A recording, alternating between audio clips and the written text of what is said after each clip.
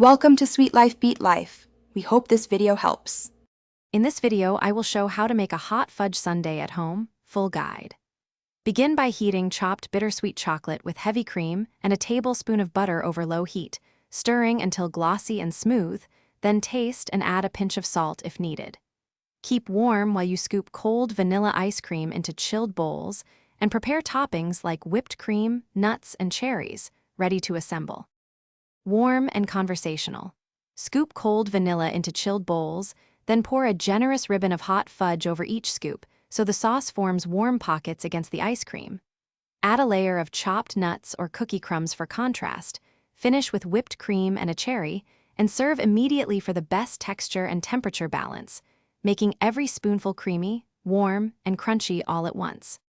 Hey friends, if you're finding this helpful, please subscribe and like, it really helps. Quick recommendation: stay hydrated while indulging with the Oala water bottle, which keeps drinks cold and is easy to hold while you scoop sundaes. I find it perfect for tasting and staying refreshed between bites. Check the description for the link and other deals, and now let's get back to the video. Try easy variations to personalize your sundae. Whisk a teaspoon of instant espresso into the sauce for mocha notes, fold in a spoon of peanut butter for richness, or sprinkle sea salt flakes for contrast.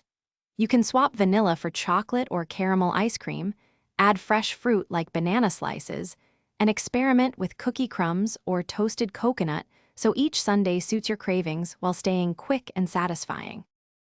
Thanks for watching. Consider subscribing if we helped you.